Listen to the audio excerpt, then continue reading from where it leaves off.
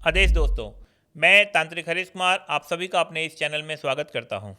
दोस्तों, हम लोगों को रात और दिन साधनाएं करवाए रहे हैं। अभी हमने एक कमी महसूस की है और वो ये है कि बहुत से लोगों को ये नहीं पता है कि जब शक्ति सामने आके खड़ी होती है तो उसके साथ वार्तालाप कैसे करना है, उससे किस तरीके से बातचीत करनी है। और जो बहुत से गुरु भी बन के बैठे हुए हैं उनको भी एक्चुअली नहीं पता है कि साधना में जब शक्ति प्रकट हो जाती है तो कैसे बातचीतें शुरू की जाती हैं, क्या उनसे बातचीतें की जाती हैं, वचन वगैरह कैसे लिए जाते हैं। तो आज मैं आप लोगों को इस एक टॉपिक पे मैंने ये वीडियो बनाया है ताकि आप लोग इसको अच्छे तरीके से समझ सकें कि शक्ति के साथ वार्तालाप कैसा करना है। तो जो गुरु हैं उन लोग भी सुन लें ताकि आप लोग इस वीडियो को अच्छे से देख लें, समझ लें और आप अपने शिष्यों को ठीक तरीके से करवा सकें। मेरा उद्देश्य यही है कि ये जो तंत्र है ये जितना हो सके उतना बेहतर तरीके से फैले चारों तरफ हिंदुस्तान में।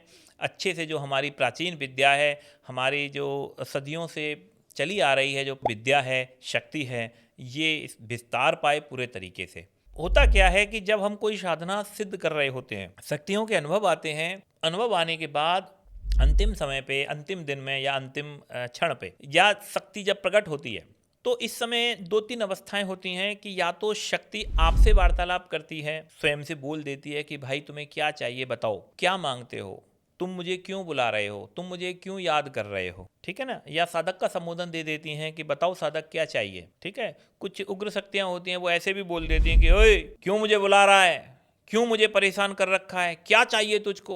तो ऐसे थोड़ी कड़क में, ऐसे डराते हुए भाव में भी वो कुछ शक्तियां बातें करती हैं। तो जब इस तरीके से शक्ति बातें कर रही होती हैं तो आपको क्या करना है, आपका जब चल रहा होता है मान लीजिए बीच में, तो आप दाना वहीं पर रोक दीजिए जहां पे भी चल रहा है। आपकी साधना खंडित नहीं होती। ये बहुत पुराना मिथक चला आ रहा है कि जब मालाएं चल रही होती हैं तो बीच में आपको नहीं बोलना है। ऐसा मिथक बहुत सदियों से चला आ रहा है। हमारा जाप करने का उद्देश्य, साधना करने का उद्देश्य था शक्ति को सामने खड़ा कर देना। अब शक्ति मेरे सामने खड़ी हो गई, वो मुझसे बातें कर रही है।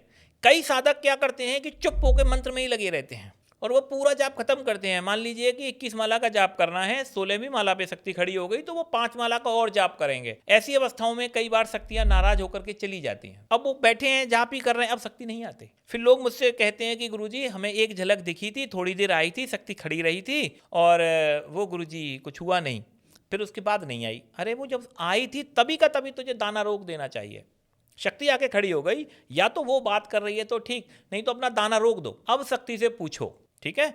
तो शक्ति से क्या पूछना है, सबसे पहला सवाल कि तुम कौन हो, अपना परिचय दो। अगर हम किसी बड़ी शक्ति की साधना करते हैं तो ऐसे पूछा जाता है कि भाई तुम कौन हो, मैं आपका परिचय जान सकता हूं कि आप कौन हैं। तो शक्ति आपको वहां पे अपना परिचय देती है।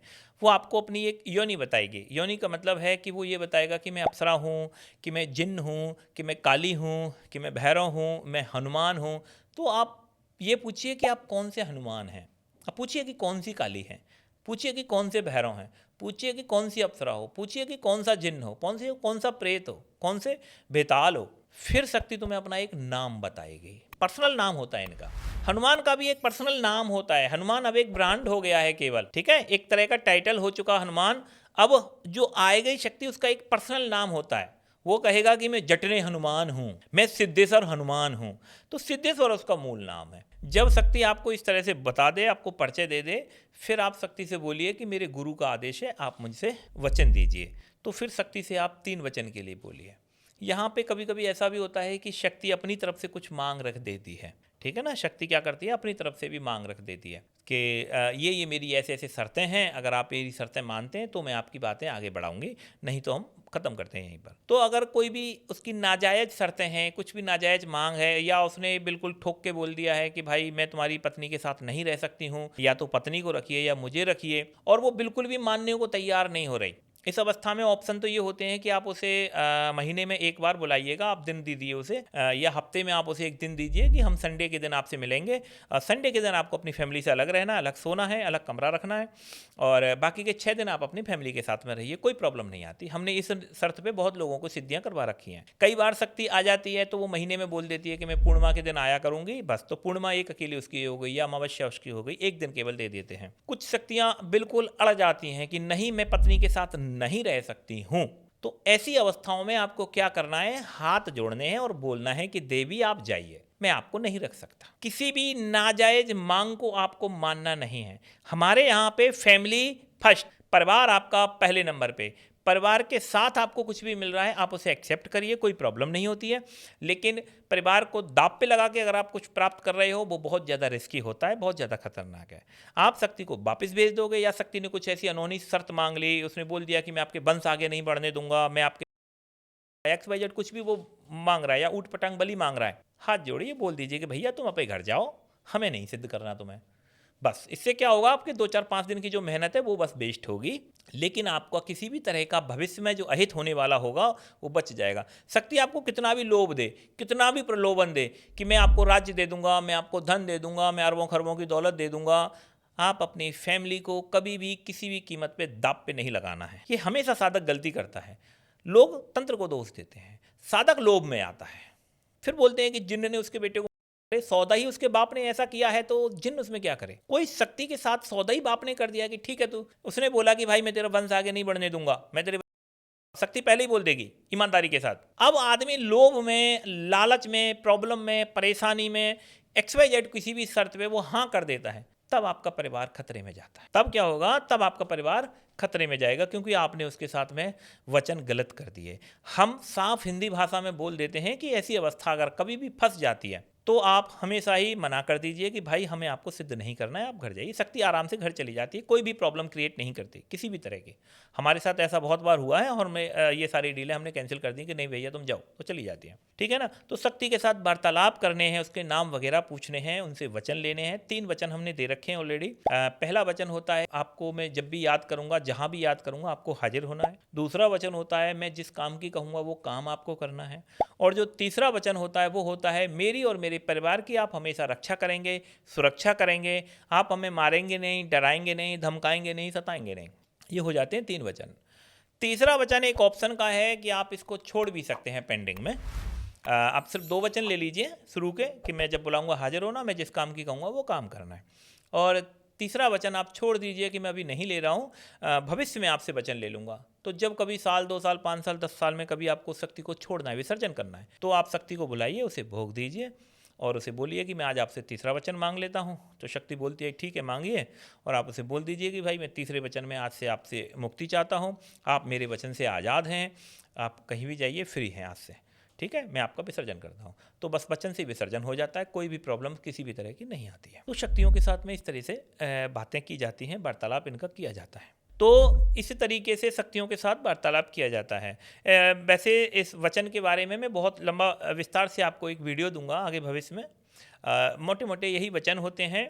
मेरा मूल उद्देश्य है कि शक्ति जब आपको दिख रही होती है आपको उससे तुरंत माला रोक देनी है और उससे बातें शुरू कर देनी है।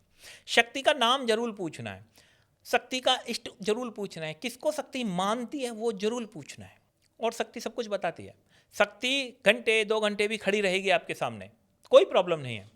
XYZ हमने आपको बोला हुआ है कि कभी भी कोई शक्ति आ जाए, आपको कोई प्रॉब्लम क्रिएट कर रही हो, या आपको डर लग रहा हो, हेजिटेशन हो रहा हो, किसी तरह की और प्रॉब्लम्स अगर आपको आ रही है, तो आपको क्या करना है, आप नाइट में चाहे 1 बजे, चाहे 2 बजे, चाहे 3 बजे आप हमें कॉल कर सकते हैं। नाइट में हमारे नंबर्स चालू रहते हैं। मेरा नंबर अगर बाई चांस बंद होता है तो हमने एक अल्टरनेटिव नंबर भी आप लोगों को दे रखा है, आप उस नंबर पर कॉल कर सकते हैं। तो इसी तरीके से हम आपके साथ दिन और रात 24 घंटे आपको पूरा गाइडेंस देंगे।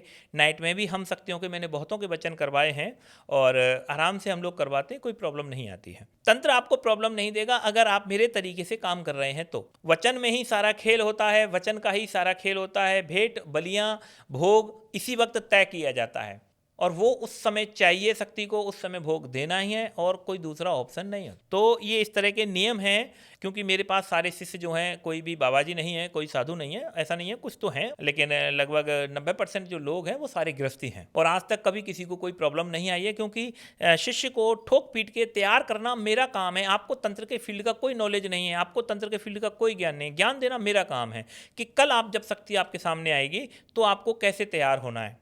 तो ये सारी चीज़ें हम लोग आपको सिखाते हैं। हमने पूरे बेसिक की जो किताब है उसमें सारे नियम्स दे रखे हैं और बहुत सी किताबें हैं हमारी, उन किताबों को आप पढ़ सकते हैं, शक्तियों के बारे में नॉलेज ले सकते हैं, जान सकते हैं। तंत्र दीक्षा लेने के लिए आप लोग हमारे केंद्र पे आ सकते हैं।